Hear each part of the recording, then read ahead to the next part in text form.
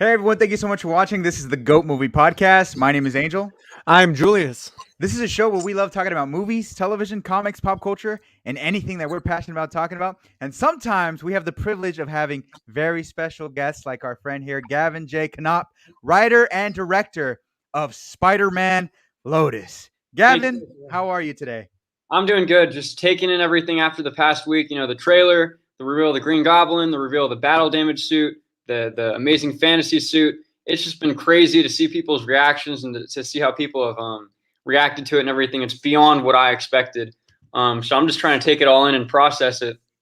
Yeah, man. Well, thanks so much for being here. And thank you so much on behalf of the Spider-Man Lotus VFX team for giving us a CGI Gavin here right Yeah. now. If you guys are well aware, the VFX team for Spider-Man Lotus is on a different level. They are responsible for giving us a fake Tobey Maguire toy leak that drove the internet What? insane, including myself. I didn't see that. Beautiful work of the VFX team. Wow, And look also, at that. Julius, could you believe something like this is CGI? It is. They're fantastic, man. I mean Ben, Rigdon, Austin, Justice, and Austin. And Max. They're all such great people. They're so dedicated, and they all have like specialties in different areas. And when you bring them together, man, they're just unstoppable. So I appreciate the hell out of them. They're just the best VFX team I could ask for. Yeah, and I love all the stuff that you've been posting leading up to the trailer as well. I love that you're really sharing every aspect of filmmaking itself. In a way, even for Spider-Man fans, you're kind of educating how filmmaking works behind the scenes, and I really appreciate that as, somebody who's been involved with filmmaking myself. So that's Yeah, awesome, of man. course, man. I love just I want to make sure everybody like feels equally appreciated and everything, and I want to make sure everybody feels like they have an equal importance in their roles and everything. Because really, the biggest key to making a movie like this that is so full of emotion and love for the character, you got to have a team that is getting along with each other and they all share the same level of enthusiasm. So yeah, I mean, I just appreciate every single person on the crew. I mean, there's not a single person I dislike. Like they all brought their A game to it. So I couldn't be more appreciative of them. You can definitely tell that from the trailer you released last week. The amount of emotion and the amount of care and the amount of love towards Spider-Man, which is a character that resonates with everyone. I mean, you saw my reaction, Yeah. so you know exactly how I feel about. I'm sorry. A great reaction. Oh well, thank you. I mean, I understand that the fan film genre is growing in a new way, and you're just riding that wave in a way that is completely professional and just astonishing. There's no other word for it. I'm really looking forward to this, and thank you, Angel, for linking this to me because I was like, wait. I have work tomorrow, dude. What? Yeah, What is no, of it? course. I had to. I was just so impressed with the trailer itself, and I'd been following, Spider-Man Lotus for quite a bit, and I had been anticipating the trailer. Once I saw it, I loved it. Can't wait to talk about it. But before we get to the trailer, let's talk about some of the W's that Gavin has gotten this past week. These W's are ridiculous. We got freaking Twitter here, John Watts, Real Rejects, Andrew the Goat Garfield. The funding has gone insane. Gavin, let's start off with John Watts. Oh, What I mean, as somebody who loves Spider-Man, somebody who's creating a story here, what did that mean for you to get a message from John Watts himself, current director of the Spider-Man films? dude, let me tell you. Let me preface by saying I haven't reacted to something like that since 2016 when I saw Spider-Man in the Civil War trailer. The screams that I yet let out, dude. I mean, I was home alone. There was no one else in the house. So I saw it. I looked for a few seconds, and I just let out the biggest scream of all time. I'm like running around the house, calling everybody I can. I called my mom about it. I'm like, Mom, I'm like, you will not believe what's happening. But it was like I never would have expected that he would see the trailer and that he would even that he would reach out to me about it. Like the amount of I mean, he's just such a respectable guy for doing that. Reaching out to me personally and congratulating me when he doesn't have to do that. He's making the big budget Spider-Man movies. It's so for him to care about people like us who are just making small nonprofit indie movies, is absolutely beyond me. And of course, I've had my disagreements with the MCU Spider-Man. Of course, I think that's okay to have disagreements and certain interpretations of the character, but the bottom line is I have nothing but respect for John Watts, Tom Holland, Kevin Feige, the whole crew over there. So regardless of whether I agree with that interpretation of Spider-Man or not, to receive any sort of praise from someone who's working on Spider-Man on a professional level like that in the public eye is beyond anything I could have ever expected. I know, right? It's like the quality just speaks for itself on both ends. You know what I mean? The quality of his character and the quality of the film you guys are working on. You know what I mean? And I was excited when I heard about that. I was like, what the? Because I mentioned something in that trailer reaction. I was like, hold up, this dude needs to be reached out to. And I think it was the next day I hear about this. I'm like, oh, Dude, he messaged me the night that the trailer dropped, and I was so exhausted after dropping the trailer because I worked on it for about 43 hours straight trying to get it done. Didn't sleep the entire night. So the trailer dropped, and I was like so done. I was like, okay, it's out there. Went to sleep. I wake up in the morning. I go to my Twitter DMs. I see a verified badge. I'm like, wait. I click on it. It's John Watts. I'm like, no freaking way. But man, it's beyond words to describe it, man. That's awesome. So you edited the trailer yourself? Yeah, I did all the editing for the trailer. And then of course, the VFX crew did the swing shot and everything. And I color graded it. I did the sound mixing, everything like that. Because I like to make it very particular. I want to make sure it's exactly how I want it to be. And if it turns out bad, the only person I can blame is myself. So I like being very involved. And of course, we have a sound mixer for the movie, everything like that. Like he'll be doing all the sound design. This guy Ryan Schumer. But in terms of color grading, editing, stuff like that, I want to make sure I have full control over it, and I can make sure it's exactly how I want it to be. Yeah, I mean that I went to your channel the day after seeing just everything I saw. And I saw your Spider-Man series that you kind of put together over the course of, I believe it was 10 weeks, right? Where you had little promos and your casts of who Peter would be. You had the Smallville openings, which killed me because awesome. Angel and I are big Smallville fans. So that was that was perfect right there. Yeah. So you're a very talented editor. So I feel like this is in the correct hands, your project, Oh, yeah. That series, I worked on it for, it was me and this guy, Ryan. It was in development for about maybe a year and a half, 2 years. I don't entirely remember. But I was working on it alongside Lotus. So they were both kind of going hand in hand with each other. And yeah, that series, like a lot of it inspired a lot of Lotus. I love Smallville. I think it's such a great adaptation of Superman, and the tone is perfect. So of course, when I'm making Lotus, a lot of that of Smallville was bleeding into how I was approaching the movie and everything like that. Let's manifest something here, Gavin. With John Watts reaching out to you, that's him basically saying, Gavin, your Spider-Man is a variant, and it is MCU canon now, baby.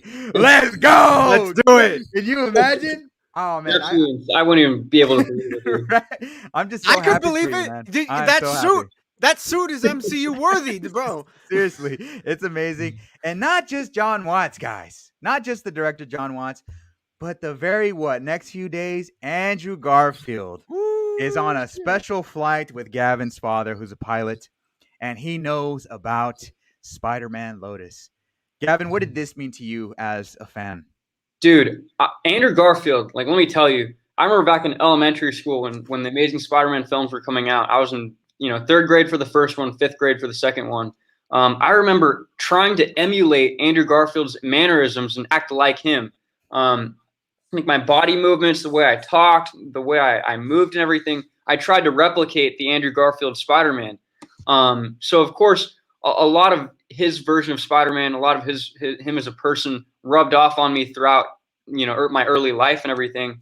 And I never would have imagined when I was younger that Andrew Garfield would become aware of something I would make, because I made Spider-Man films in elementary school. I made stop motion, stuff like that. Never would have imagined that Andrew Garfield would catch wind of any of it. So to have someone I looked up to for so long and I idolized for so long be made aware of my project, I don't even care if he reaches out to me again or if he talks about it or whatever. Just the very fact that he knows about it is absolutely beyond words. I mean, I can't even tell you. I couldn't sleep all I could think about was the fact that he knew about it.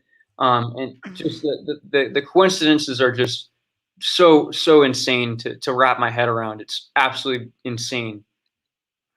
Yeah, who would ever think that a couple days later your dad would be, oh yeah, hey, and Spider-Man was actually on my plane. Yeah.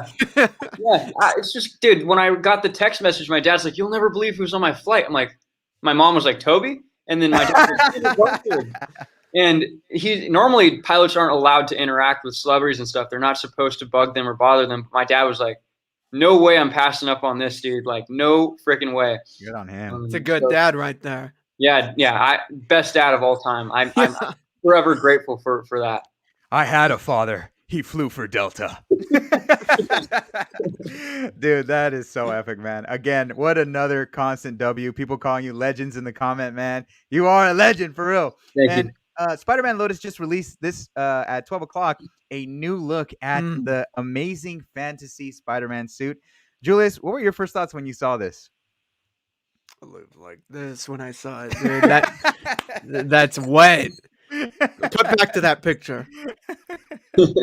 Yeah, look at that. Look at that. I'm a curse. Look at that. Look at that shit. Yeah, that's nice, dude. I'm very happy. I'm very excited to see the context in which this suit is utilized in the film, because I watched another interview with you and your actors, and you say you have like 5 suits. Right. For the film. I'm not going to ask you what they are or what they're for, because I don't want to spoil it for myself. Well, I will say that the suits like that would be revealed have been revealed. The other ones are just like variations of the Lotus suit for filming purposes. Okay. Okay. So, but yeah, the suits that needed to be revealed have been revealed now. Okay, so like one that has a little bit of battle damage, maybe, or something. Okay, yeah, like one with a detached mask, and then like a stunt suit, stuff like that. Okay. Well, I need to see it in film now, dude. Yeah. That trailer gave me the best indicator of how you would be utilizing Spider-Man in the costume, because one thing that I think all the main actors from all the movies have been criticized for is that you see them in the suit without the mask a lot more than you see them with the mask. And one of the things that Spider-Man is known for is just being Spider-Man. And to see the majority of the trailer with Spider-Man, like just in the suit, and it looks beautiful, it looks professional as hell. Oh, man. Yeah, one of my favorite parts about filming was to see Spider-Man in full costume in these scenarios that only normal people would be doing, like walking through a graveyard or talking to someone in a hallway. Especially the hallway scene, I think, between Tim Harrison's mom and Spider-Man. To see Spider-Man in a context like that, where he's just having a conversation with someone's mom, and he's not fighting crime, he's not climbing up a wall or swinging, he's just standing there having a conversation. It was very I don't know how to describe it, but it's a very strange feeling to see Spider-Man in that context, and to see him just walking through a graveyard or talking to a kid. And of course the movie's going to have action, it's going to have swinging, but I think the part that I'm most intrigued by is to see him in these such normal circumstances. Dressed like that, and it completely works, because I can already tell that these performances are top notch. I mean, for us to buy those shots that you're talking about, Spider-Man with the mom and everything, or in the graveyard or anything, it takes a certain vision to sell that, and I'm excited by it. Yeah, I mean, I aimed for a lot of the movie to feel like it's out of a comic book. I want it to feel like you're watching it from the pages to reality now. So like a lot of visuals, like Harry in Times Square, I tried to make very, very vibrant and colorful. Feel like you're watching a comic in motion. So even like Spider-Man in the cemetery, I've read so many comics of Spider-Man in full costume in front of Uncle Ben's grave or in front of Gwen's grave. And he's just there, mourning a death. And I've always thought, man, I would love to see that in live action. Spider-Man just there, a normal human being, mourning a loss. So to be able to do these things that I've wanted to see for so many years with the character and watch it come to life has been such a dream come true. And I think to see him in the suit too at the graveyard is really powerful and compelling, because I feel like that traumatic event, he was wrapped in that suit, so he feels suffocated by his own grief. Therefore, he can't take it off. When usually he's supposed to feel empowered by this suit. And so it makes sense when he's in those normal circumstances talking to the mother, and basically telling her, read the headlines, figure it out. Like, I'm not that hero anymore. And I Mhm. love that about the trailer, man. I think some of the best superhero movies showcase our greatest heroes at their lowest point and then rising back to the top. And Yep. that's Spider-Man exactly, too. yeah, Yep. Spider-Man 2, My favorite Superman the superhero movie. movie of all time. Yeah, exactly. And that's such a great point you made about Spider-Man feeling suffocated by the suit, because in many ways, in the movie, when we get to Tim Harrison's room, it feels like a chamber for Spider-Man in a lot of ways. He's surrounded by all this merchandise of himself, and they place him on a pedestal. And there's a lot of descriptions in the script where it's talking about Spider-Man feeling trapped, or he's feeling like he's in a chamber. And of course, that script will be released when the movie comes out. But in many ways, yeah, it's like suffocating for him to feel like he can't live up to these things that are surrounding him, and he can't leave because the sick kid, he's dying. So it's a very interesting dynamic going on with Spider-Man and the Tim Harrison, and to see how they bounce off each other, and to see how the room affects him, and to honestly see how the room changes throughout the movie. You can feel the tone shift, and you can feel things shifting around. So I'm very excited for people to see that. Not only were you comic accurate, but you were also very accurate in depicting every middle-aged man's room who loves Yeah. Spider-Man. Every YouTuber's room. Every YouTuber's room. So you did a pretty damn good job at that. But, Yeah, oh, man. you did a great job with the set design and everything like that. Gavin, I got to know. Are there wings under this man's armpits here? I currently no. But before I say, we're figuring out a way to add the wings for production.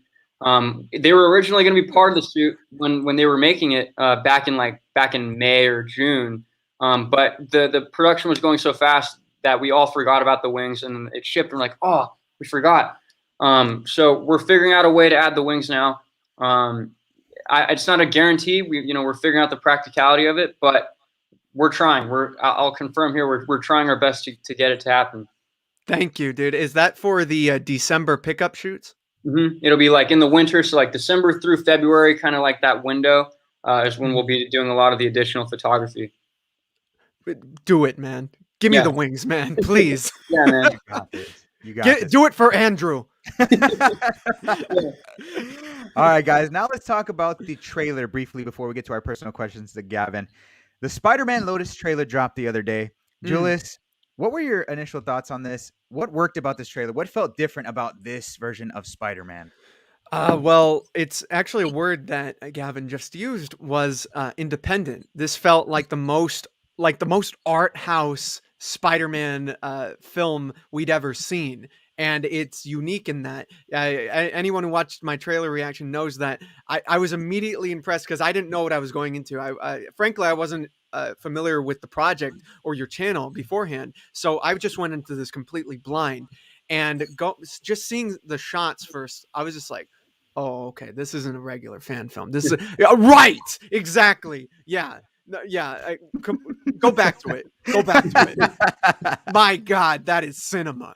That is straight up film, dude. The damage shots weren't originally in the trailer. We were just going to start with the GJK logo and go right into it. But I was like, we need a hook for people. We need a way to get them invested. So we threw the battle damage shots in, and I think that caught a lot of people off guard to see Spider. We hadn't revealed the suit damage before that, so it would be people's first time seeing it in that way. And I thought it was a pretty good hook for people to kind of get interested in the very beginning. Hey, bait, I'm bait, bro. I was done at that moment, man. So the trailer I thought gave a really great independent feel to it. It reminded me a lot of Mark Webb's 50 Days of Summer. You know what I mean? And I think that's what a lot of people have felt as well. I remember the Real Rejects they brought up. This is what those movies were trying to do. Yeah, and Summer is definitely my top 4 movies of all time. So definitely a lot of inspiration going on there. It's a beautiful film, and I love that you took that because this felt like the art house indie. What Joker was to the Batman franchise, I feel like this is for Spider-Man, if that makes sense. Yeah, that makes sense. I mean, I obviously I wouldn't describe myself like that, but I'll do it. I'm your hype man, dude. I'm your hype man. We're all just trying our best to do. I credit a lot of the look of the movie to Tristan, the cinematographer. That dude has an eye for visual. Let me tell you, man, working with him on set is another experience. Like he has such a clear idea of what good visuals look like, and he studied the crap out of lighting. He took a lot of inspiration from Roger Deakins lighting, and just the way that what he brought to the movie was so far beyond anybody else's expectations, and he had the bar he set so high for everybody to reach. And it was like, even if we don't meet that bar that he set, it's still going to be something that is quality because of the fact that he set it so high. He dedicated himself so much. But I'm such a fan of Tristan in general, just as a cinematographer, as an artist, just such a great dude to work with. So I credit a lot of it to him. Yeah, he's definitely got an eye. He did a great job. Was there any particular Deakins project that he was looking at, like Prisoners or Big Lebowski? Even I think Prisoners was a big inspiration for him. I know Warden's a huge Prisoners fan, and Warden's best friends with Tristan. They've been best friends for a while now. So I definitely think Prisoners was a big inspiration for Tristan. And of course, I suggested my inspirations of like the Before trilogy, Spider-Man 2, Superman and Lois, everything like that. So kind of we mashed those two visions of what we wanted, and it kind of created this kind of modern comic book type look to the movie, which I'm really appreciative of. And I got another inspiration that you probably implemented subconsciously because I know you love this movie. I was actually very surprised to hear that you love this movie so much because it's actually in my top 5 movies of all time.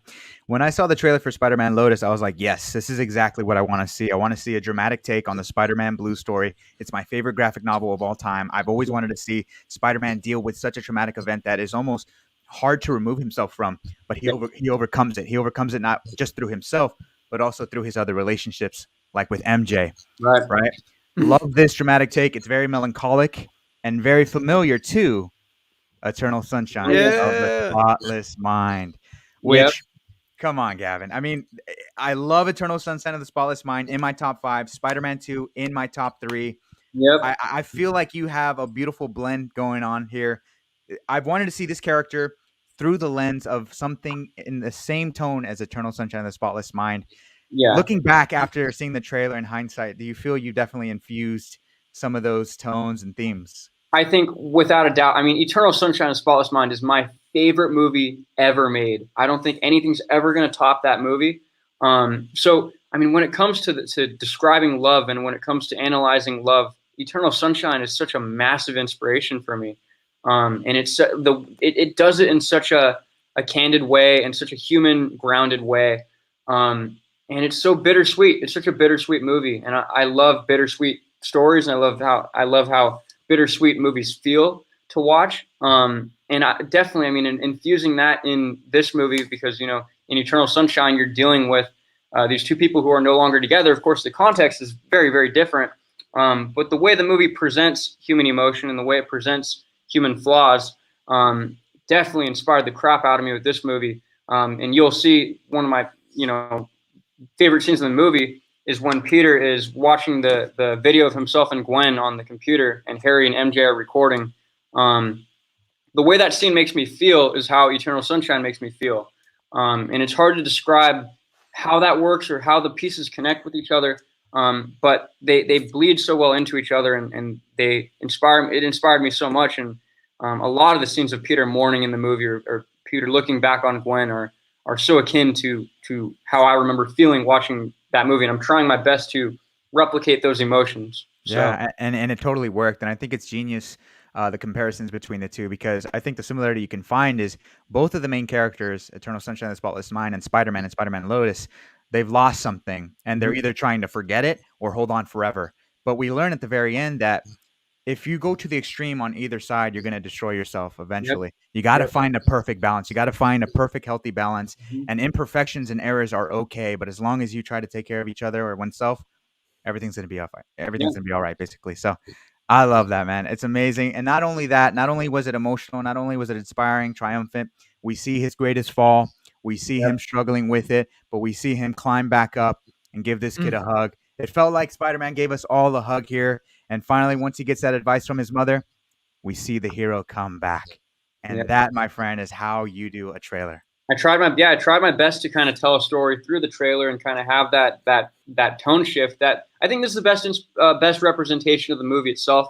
The teaser was very dramatic and dark and kind of depressing, but this trailer feels much more like a reflection of the movie. You know, we start in this kind of very dark area, and throughout the trailer, as we move forward and we segue through the different scenes, we see it becoming much more uplifting. And it's rising up and up and up, and you feel the tone shift in the trailer as it goes on. And Carl, the composer, did such a great job kind of taking this tragic song, Alone in the Dark, and kind of amplifying it into something that is uplifting and inspirational.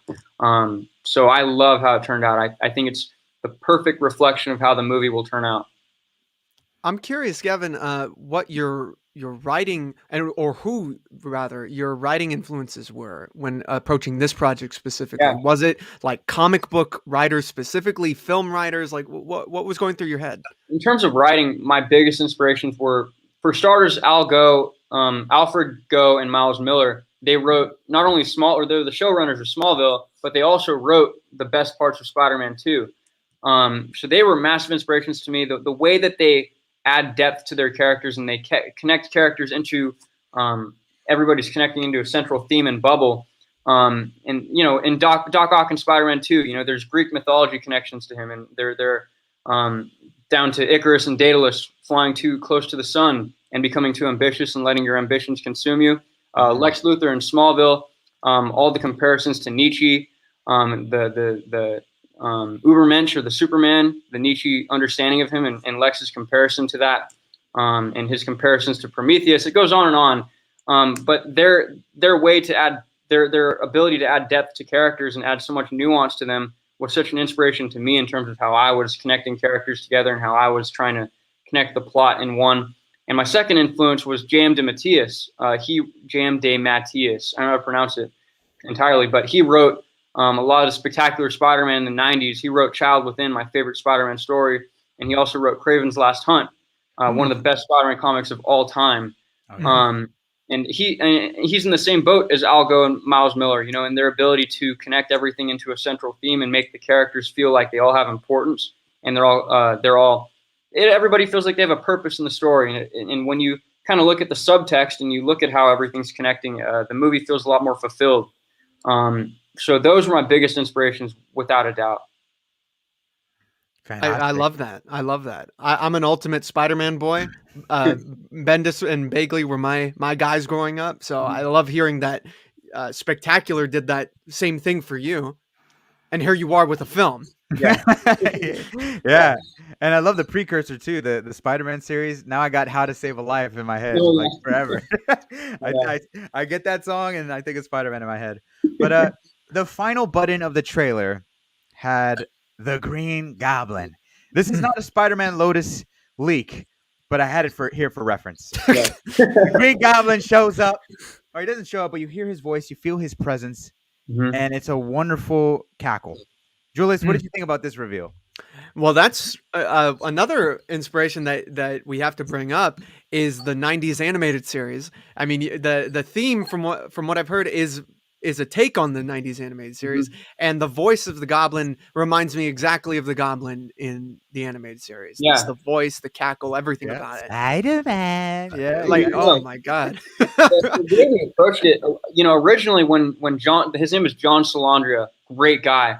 When he first auditioned for the Goblin, his original pitch was he talked like the 90s Green Goblin, like the high-pitched Neil Ross Green Goblin.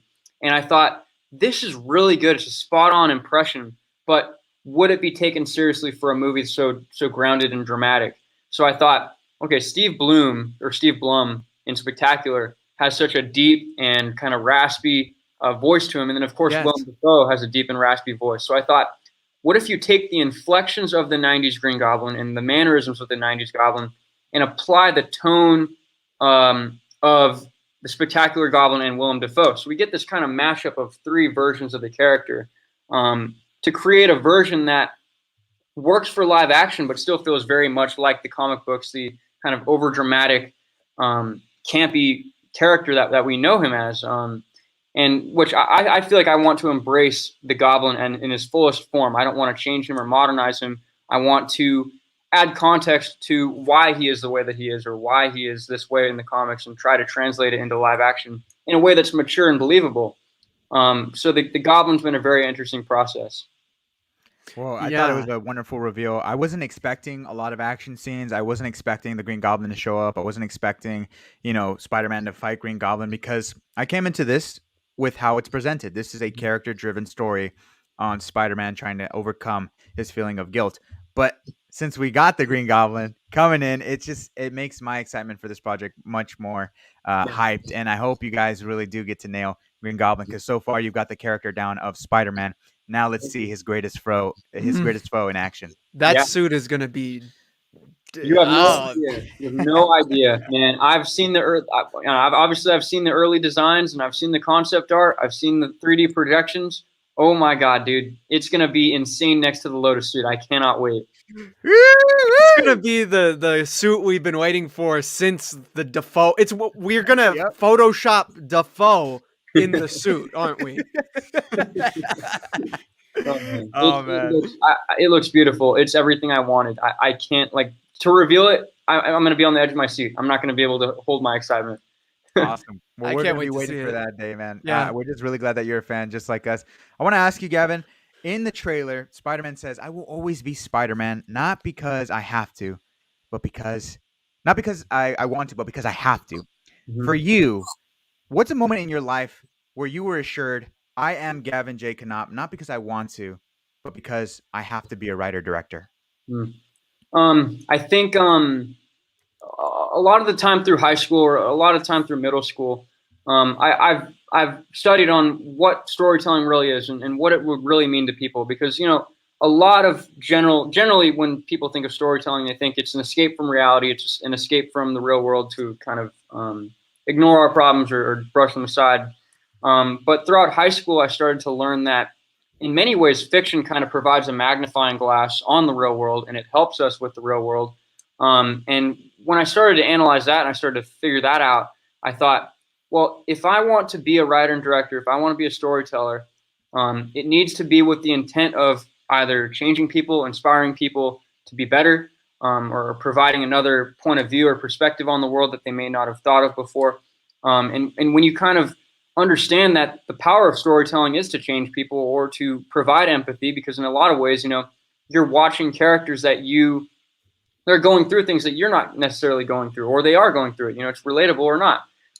But in many ways, I think storytelling is meant to illustrate empathy. You're meant to empathize with the characters and understand struggles that you're normally not exposed to, and stuff like that. So when you find that purpose, and when I found that purpose of helping people or inspiring people in any possible way I can, whether it's one person or hundreds of people, it doesn't matter to me as long as it's one. That's when I knew that I have to do this. There's no other option. I don't care if I'm living in a completely broken down apartment in LA, barely paying rent, barely paying the bills. As long as I'm making something or I'm telling stories, then I'll be living a satisfied life and a fulfilled life. And I think that's all that really matters. Hell yeah, man. I love that. That's fantastic. I'm curious, since you are getting now heavily into the marketing of the film, right? You released the trailer, you're releasing suit pictures. What are your thoughts on the marketing strategy for Spider-Man No Way Home? Honestly, I've seen a lot of people very much disliking the marketing strategy, which I understand. I understand people wanting to know what's going to happen and wanting to know what the movie's about. But honestly, I think the marketing has been really, really good, to be honest. I mean, when you think about it, they dropped one trailer and they dropped this hint towards Doc Ock from the Raimi movies, and you've got people talking everywhere. Everybody's trying to figure out what the hell's going on. And when they have it so tight-lipped and they're not really talking about it and they're not confirming much, and you've got rumors surrounding, and they're holding off on, I'm guessing that they're going to reveal Tobey and Andrew in the second trailer. I think that'll be when they do it. But I think they're waiting for tickets to go on sale to do it. Because once people see the confirmation that Tobey and Andrew are in the movie, the tickets are going off the charts. Pizza time! Yeah. When people see that dude, the tickets are just gonna go wild. I think the websites, like you remember from Endgame when the tickets went on sale for Endgame, the website was crashing left and right to get tickets and everything. I remember waiting in my class at school waiting to get tickets. I think this will be, it could be bigger than Endgame. It just depends on how they approach the second trailer. But I do really think that the marketing is in many ways pretty genius. It sucks that there are leaks and everything, and that so much is known about the movie that they didn't want known. But I think their approach to marketing, minus the leaks and everything, is pretty perfect. And I think people will see that when the tickets go on sale and everything. Do you want to see Toby and Andrew in that trailer? I would like to see it just so I can record my reaction and constantly look back on it and treasure it. Because, dude, I'm telling you, when I see Toby in that trailer, when I see Toby at all in the suit again, I'm losing my mind. I will not be able to sleep. I won't be able to process anything. So I would like to see them in a trailer. I wouldn't want to see them leaked. I know that Andrew's been leaked, and I know that Toby's potentially been leaked or whatever. But to see them in the trailer when they're meant to be revealed, when the directors and the writers and everything want this to be shown, that's when I'm cool with seeing it, you know? Yeah. But man, to have a reaction to cherish and look back on would be incredible. That's a good way of looking at it. I don't think anyone has ever died of hype before watching a trailer, but I assure you guys, I think I might be the first one if we really do see Tobey Maguire in the trailer, especially if he comes in a similar fashion to Tom Holland in Civil War, saying, "Oh, hey everyone, oh my God!" Yeah, man. I need to wait for I might not even watch the second trailer just because when I go to the theater, it's gonna be an emotional experience to see not even just Toby obviously, but also Andrew Garfield, because I felt like, you know, he got kind of the short end of the stick by the end of his little reign as Spider-Man, you know, so it's gonna be nice to see him as with closure. Yeah, I mean, man, my reaction to Endgame when Cap lifted the hammer and when he yelled a symbol. I had so many tears in my eyes I couldn't even see the screen, dude. It was I was like, oh my God. I remember when Cap lifted the hammer, my brother and I jumped up. The entire theater jumped up and it was just screaming, dude. Like they were just blowing your ears out how loud it was. But to have an experience like that again with something like Tobey Maguire returning to Spider-Man would be the biggest dream come true in so many different ways. Absolutely. Like literally, like Toby is not just Spider-Man. Like he is a real life hero to me, bro. Like he has shaped who we are as people. So seeing them would make the hammer lift so minuscule. But Gavin, just don't block his car. I want to ask you, if Stanley and Steve Ditko were here with us today and they had a chance to watch Spider-Man Lotus, what aspect of the film or scene, if you could describe one, would you be most interested in hearing their thoughts on your take? I think the scene that I'd want them to see is a spoiler, so I can't talk much about it. But it's towards the end of the movie. What can I say about it? Will we know it when we see it? Yeah, you'll know it. It's like my gift to Spider-Man for everything that the character's been to me throughout my life and everything that he means to me. There's one sequence towards the end of the movie that me and Warden, when we wrote the script, we teared up while writing it, while we were brainstorming on the phone. But it's such a love letter. The biggest praise I could give to Spider-Man, the biggest thanks I can give to the character, is put into the scene. And I think you could watch it without even seeing the rest of the movie, and you'd understand it, and you'd be able to understand it, and everything like that. But it's to me, it's such I can't even put into words how much I love the scene and how much I put into it. And it feels like the most grand, I don't want to say conclusion, but the grandest letter to, I keep repeating myself, but I'm hammering in the point here that it's like, you know, a love letter in simple terms. So I'd want them to see that scene, even not even watching the rest of the movie, that scene in particular. Perfect. Can you push up the release date, but just a little bit? Well, I'm curious. I brought this up in my reaction to your trailer. Something that I connected to when watching it was a 90s fan film of Spider-Man. Spider-Man, the Green Goblin's Last Stand. Have you heard of this? Have you seen it before? Kewen actually sent it to me after we finished filming, like a month after we finished filming, and I checked it out. And I'm like, wow, like this is very similar to Lotus, like in a lot of weird ways. but I really enjoyed it, and I found so many similarities between us that was kind of shocking. Well, so you enjoyed it, and what did you think of them, like actually putting the guy in danger, like Yeah, swinging off buildings and everything? What do you think about that? that's pure passion right there and pure Mhm. dedication. That's something I don't think we could ever do. The closest we got to that was we put a rope in Tim Harrison's room and had Warden hang upside down, with no Oh, like cool. wires or anything like that. And he had the gloves on, so he's like, he's gonna slip off the rope. Um, but that was like the most dangerous thing we did. I don't know if we'd ever have Warden swinging off buildings. Um, but Part two. yeah, no, that's pure dedication, pure talent. That's fantastic. I'm just more and more excited to see this thing, dude. Yeah, this is gonna be hype. What in the trailer? Spider-Man says, or MJ tells Spider-Man, "We've all lost something, but we've also gained something too." What Mhm. is it about Spider-Man that helps real people in the real world overcome their feelings of guilt, loneliness, hopelessness? Right. And what's a time in your life where you lost something where you needed him most?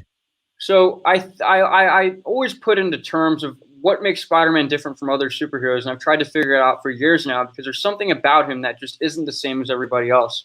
And I finally came to the conclusion that he's not necessarily someone you're looking up to. It's someone you are, or you already are Spider-Man. Everybody is that character. You know, you're not aspiring to be like him. You're in his shoes. You're experiencing the same things as him. And when you see Spider-Man being imperfect, he's being angry irrationally, or he's kind of down in the dumps, and he's not entirely moving on from something.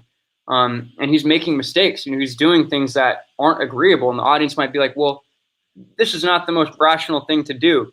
But when you see Spider-Man making those mistakes and not being a perfect person, and when you eventually see him doing the right thing and doing living by Uncle Ben's philosophies, and he's going through these things that we all go through, our natural human flaws, you kind of feel a sense of comfort in the character. You kind of understand, okay, this character that is doing so many great things is going through the same thing as me. He's struggling to pay rent. He just lost a loved one.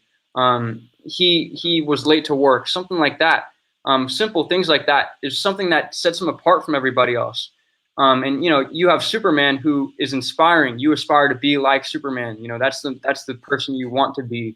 But Spider-Man's, you know, he's right there with you. He's not above anyone. He's right there with everybody. So I think not a particular time in my life when I needed him, but you know, my whole life really. I mean, elementary school, I didn't have many friends. I got bullied for liking Spider-Man a lot of the time. But What? Where they oh at? yeah, Where they at, Yeah, Gavin? that's crazy. no, but you know, it's like I still remained a happy kid. You know, I was generally a happy person because of the fact that I had Spider-Man to constantly think about, and I drew pictures of him all the time. I had this game called Little Big Planet that I always made Spider-Man stuff on. But I mean, the fact that he was there with me, and you know, I had Spider-Man through times that weren't the best for me, were, you know, I couldn't have asked for anything better. You know, I wouldn't go back to my past or change anything because, you know, I'm satisfied with where everything's led to already, and I owe a lot of it to this character. So That's Man, beautiful, man. that really does touch me because I think everyone who loves Spider-Man has been exactly where you are, man. The character's yeah. just that he's just that tangible, you know? You brought up in another podcast the aspects of Spider-Man that you thought were underrepresented in recent films, like the anger, for Mhm. example. Mm. What's a comic run that you read that you felt the anger was appropriately conveyed in? I would say there's a story called The Death of Gene DeWolf. It's from the 80s. It's where the Sin Eater ends up killing Gene DeWolf, and you see Spider-Man's reaction to that because in many ways, Gene DeWolf is like the successor to Captain Stacy, who Captain Stacy was one of Peter Parker's heroes up there with Uncle Ben and Aunt May. Um, so, you know, Captain Stacy dies. Peter feels responsible. He feels guilty. And then Gwen dies. He failed to live up to his promise. And you get this new police officer, or this police captain, who is in many ways, you know, the successor to George Stacy. And she ends up getting killed by the Sin Eater. And of course, you see Spider-Man's anger and pure rage in response to that. And of course, you see it in the immediate reaction to Gwen's death. You know, Amazing Spider-Man 122, 123, 124 onwards. That whole aftermath of Gwen's death, you see him being very irrational. You know, MJ tries to stay back and help him, and he lashes out at her, and he pushes her away. Um, And you don't see him being in the best person, but it's not him doing it intentionally. It's just a natural human flaw that we all have to go through. And of course, he's redeemable after all these things. He's still a good person who is struggling. And I think anybody can relate to that.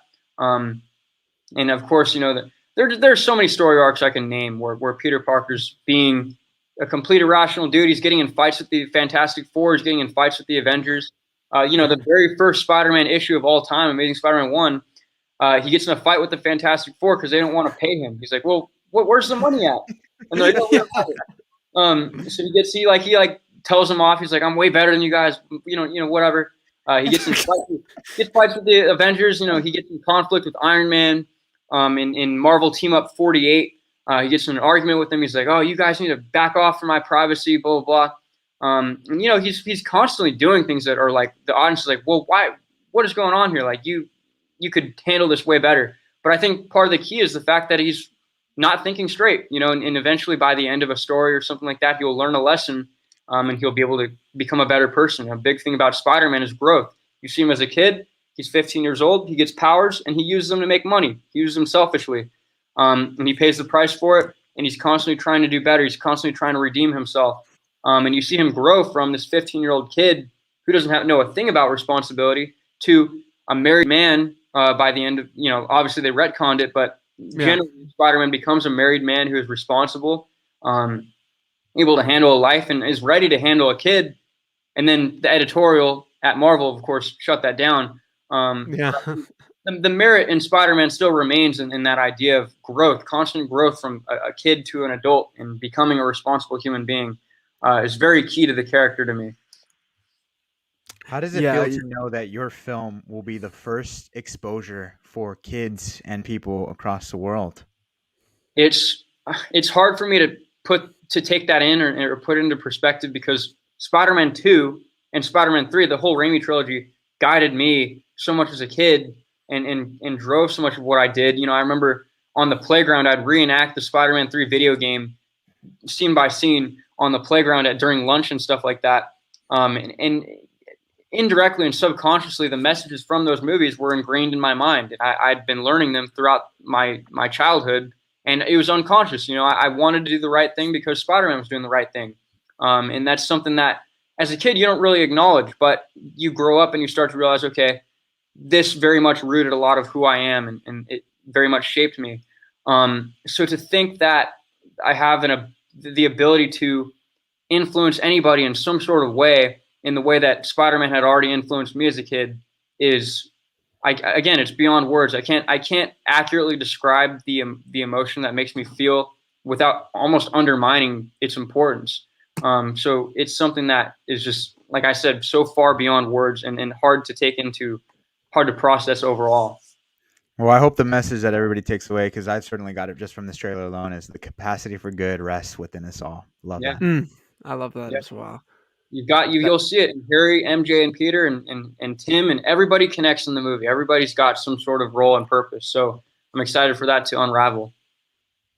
This is going to be a really great film. And one thing that I appreciate in terms of the costuming for Spider-Man is the influence of you get a lot of Ditko, you get a lot of John Romita up in there. Yeah. Who for you is the definitive Spider-Man artist? John Romita Sr., without a doubt. He shapes how I see Spider-Man. Like, I think of Spider-Man, I think of John Romita Sr. He took what Ditko had laid down for the character, and he made the definitive look for him. I think of Spider-Man's suit, it's that suit. I think of Peter Parker, I think of him, that version of Peter. I think of MJ, blah, blah, blah. Like, it goes on and on and on. But it's the definitive Spider-Man. That's how I see the character. And to be able to translate it into live action, which I've wanted for years now, dude. Like, I've been ever since like third grade when I first read Death of Gwen Stacy, that has been my definitive Spider-Man right there. So to see it in live action, just as a fan, not even the fact that I did it, just to watch it in front of my screen, has been such a dream come true. It's absolutely incredible. Wonderful. Well, we're going to do some rapid fire questions before we ask you one more thing about Andrew Garfield here. So here's some rapid fire questions, Gavin. All right. Between these four, you can only save one. Which one are you saving? Spider-Man PS4, Toby, Spectacular Spider-Man, or Andrew Garfield? Oh, I gotta go Toby. I'm sorry. It's the most like in-depth version of the character. Yeah, Yeah. you're goddamn right. W, Yeah. W, baby. All right, who is the better villain, Doc Ock or Green Goblin? Green Goblin. I gotta say, I think Green Goblin as a persona, whether it's Harry or Norman, is the greatest enemy for Spider-Man without a doubt. Is Spider-Man 3 a good movie or a bad movie? A little bit of both. I think generally good. There's a lot of merit to it. There are things I disagree with that I wish were better. I think there's a lot of missed potential, but it still has a lot of heart and a lot of soul to it, and I still respect the crap out of it. Are you excited for Morbius? I have no opinion on it. I'm just gonna see how it goes. I'm very confused about their approach to the movie, but we'll see. You know, I'll watch it in theaters and everything like that, without a doubt. You're not alone, dude. I'm a little confused as well. I am Venom.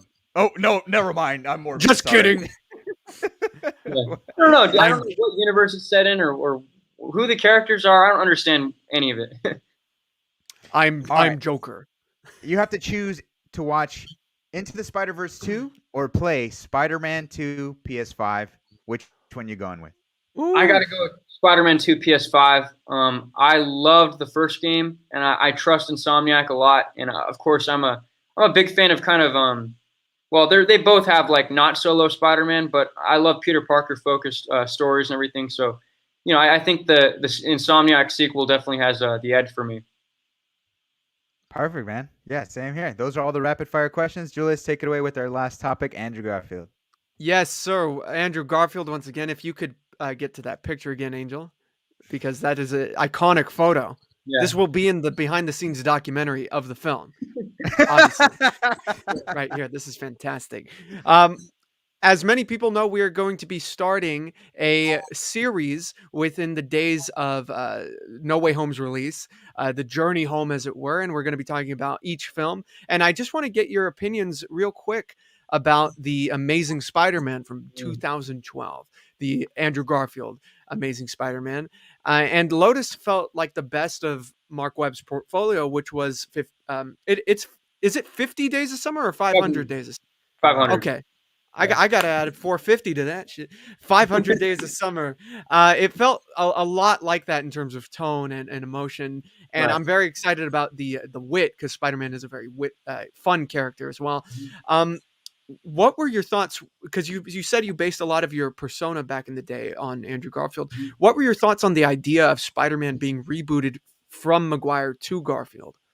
I think I think that the Amazing Spider-Man has a lot of merit to it. They take a lot from the comics in the right way, and I think it's okay to make Spider-Man this kind of this modern skater type dude. Like, I'm okay with that. I think that's a change that works. A lot of people disagreed, but you know, I think making him this kind of outcast skater. You know, in the Ditko days, he didn't have many friends at all. He was very much a loner. He was very much alone all the time. I think Tasm does such a great job making Peter Parker feel like such an alone character, and he's so isolated from everybody else. And you can see that with the kind of mundane high school life that he's in. He doesn't really fit in anywhere. He doesn't have many friends, and he's kind of socially awkward. He's got these kind of weird tics. He stutters a lot. He skates just to escape kind of his problems and everything. I think those were great changes. I think they really work for the character. Literally, my biggest problems just stem from the whole parents plot. But I've never been a fan of the parents plot in the comics in general. Even Stan Lee said that he kind of regrets that decision to make them very important people. And I know that J.M. DeMatteis, my favorite Spider-Man writer, talked about how it would have been better if his parents were just working class people. Who weren't these important super spies or these important scientists. Shield agents. Yeah. Because, you know, with Spider-Man, you know, you've got Uncle Ben and Aunt May, these completely normal people, and Peter Parker takes these values from them and instills them in this grand life. So I think it would be a very interesting story arc for Peter Parker to think his parents are so mysterious and they're so full of secrets, and for him to finally discover what the secret is, the fact that they're normal. They didn't have anything special or important about them. They're just normal people who ended up suffering a tragedy and died.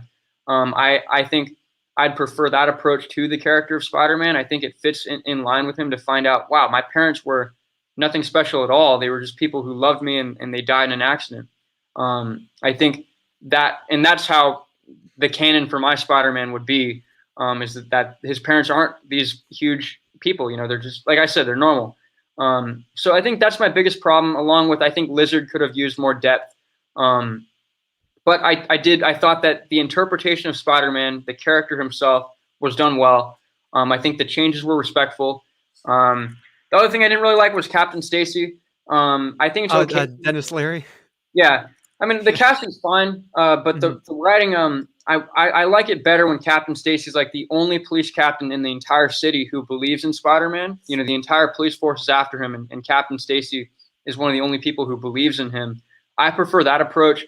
I'm okay with him like initially being against Spider-Man, and I thought they did a pretty good. You know, I'm okay with the arc they did, but his final line, "Leave Gwen out of your life," kind of, it's less engaging to me than the comic books, because in the comics, you know, it's very heartbreaking because he tells him keep Gwen safe, and Peter does everything he can to uphold that promise. You know, and in the movie, it's more like you know, he goes against his promise. He kind of goes, you know, disobeys what he swore to a dying man, and she ends up dying for it. I feel like that wasn't really ideal for me. And, you know, I still love the tragic ending of him having to push away Gwen in the rain. He's like, I can't see you anymore. That's very well done. I thought it was perfect. Like that ending with Uncle Ben's speech, perfect freaking Spider-Man. That's top tier. But that last line, "those are the best kind," I don't know. I wasn't on board with that. I wish it was done differently and approached differently. But for the most part, I enjoy. You know, I think Tasm is a good interpretation of Spider-Man. I wish there were some big changes in certain areas of the movie, but generally, I don't think it goes too far off from what the character should be. Right. Well, I can hear myself. It depicts the character in a darker light. As a fan, did you think this was appropriate or not? Yeah, I mean, I thought the tone was pretty perfect for Spider-Man at the time. You know, I love, you know, the score by James Horner, the perfect Spider-Man score. You know, it sounds so not majestic, but very, you know, just isolating and lonesome. You know, the score, and it feels very. I can't find my words right now, but you get what I'm trying to say. You know, he feels like he's closed in the box, and he's not open to the outside world. And he's very peculiar. Peculiar was the word I was looking for. But I thought the tone was very perfect. I love how Mark Webb decided to approach the movie, and I think that tone is near perfect for Spider-Man, along with Spider-Man 2. They're very different, but they both work very well. And I think with Lotus, we did what we could to kind of merge those two tones and see what worked and what didn't work. And I'm really satisfied with how it came out. Well, with Andrew Garfield specifically as Peter Parker, you brought up that you like the contemporary take on Peter being kind of like an isolated skateboarder. What about that spoke to you specifically? Was it the fact that it was contemporary? Yeah, I mean, like, I think that what I appreciate about it is that they took the original comics. They thought, okay, this character, Peter Parker, is a lonesome kid who doesn't have any friends. He's not connected with the outside world. And at the time in the 60s, a loser was known as like a bookworm. He like read books and was interested in school. And that's what a loser was back then. You take it into modern day, what would a loser be in 2012, or a quote unquote loser? I don't like calling people losers, but the general interpretation, right. You know, what would that be? What does that look like? So you think of back in 2012, at least, a lot of the skater people, or the people who were skating and stuff like that, you know, how they generally were kind of pushed out of social circles, or they weren't included in social events. And that's changed over the years. You know, I've seen that skaters now are more accepted, but back in 2012, you know, of course, it's very, very different. And people, you know, Peter Parker's listening to like Coldplay and stuff like that. He's like a very hipster guy, you know, and a lot of people are, you know, generally at a high school, it's very realistic. You know, generally at a high school, people would be pushing him outside their social circles, and people say he's too good looking for Peter Parker. I don't think that really matters. It's the fact that he's socially awkward and he struggles talking to people. That alone would insinuate he can't get a girlfriend, he can't get a date, anything like that. That works for me. You know, it's completely cool. So I think Andrew is the perfect casting for modern Spider-Man. I don't think you can get much better. I love John Bubniak. I think he's also a perfect Spider-Man casting. But man, I love that kind of modern skater approach to the character. I think it works really well. And maybe the biggest difference between the Amazing Spider-Man and its predecessors with the Raimi films is the love interest of Gwen Stacy. So, what did you think of Emma Stone's interpretation of that character? I think Gwen was done, pretty well, and I like the idea that they wanted to approach these movies like a tragedy. Gwen was going to die no matter what. Her death was inevitable. So I think Mark Webb's original approach was to build up to that. He wanted to kill off Captain Stacy, and then he wanted to kill off Gwen. But I think the studio interference got lost in there, and unfortunately, that original pitch, that original vision of this tragedy of Gwen Stacy, it got lost, in them trying to keep up with the MCU. And it's not even Mark Webb's fault. It's not the writer's fault. It's nobody's fault except the studio executives trying their best to live up to the MCU and try to keep up with them. And it's very tragic and disappointing to see where it went, and them trying to build a Sinister Six universe before it could have been before they had found their footing even. So I don't know. It's very tragic to see where those movies went and what they could have been. But yeah, I mean, I love the approach and the original pitch that they had.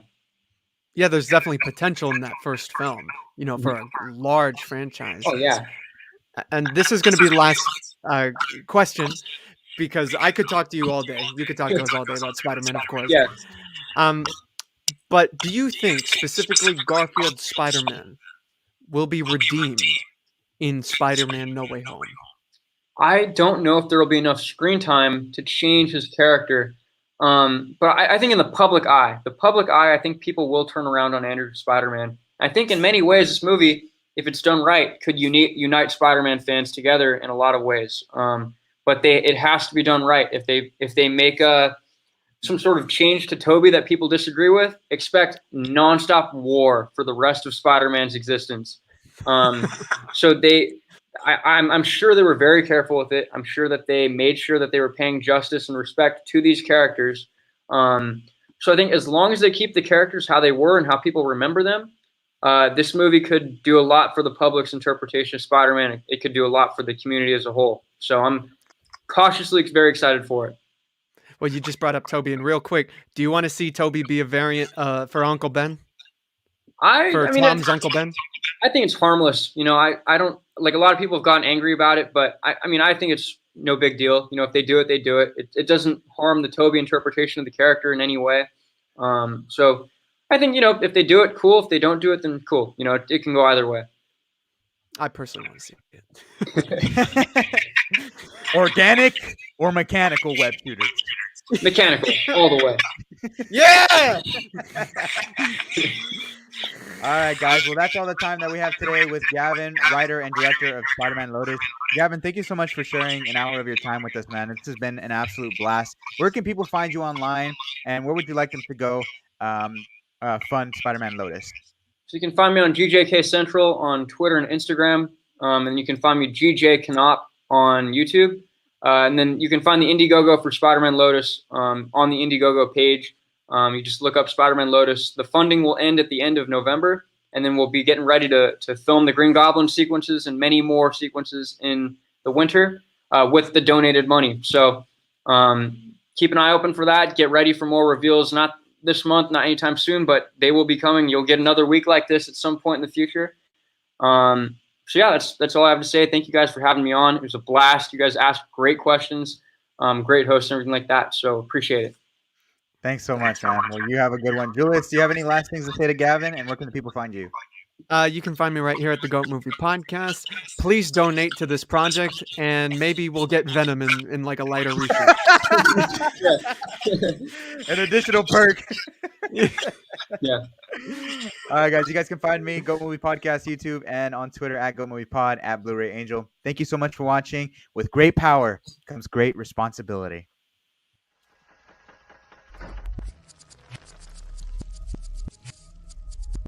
The GOAT Podcast is proof you don't have to look any further for movie news, reviews, trailer reactions, or special discussions. Subscribe, get notified about what's going on, and I promise you'll be entertained by our daily content on YouTube. If you want more, we're on Twitter at GOAT Film Podcast, Instagram The GOAT Podcast, and the GOAT Movie Group on Facebook. Get connected with us, see what's happening, and make sure to love it while you're doing so.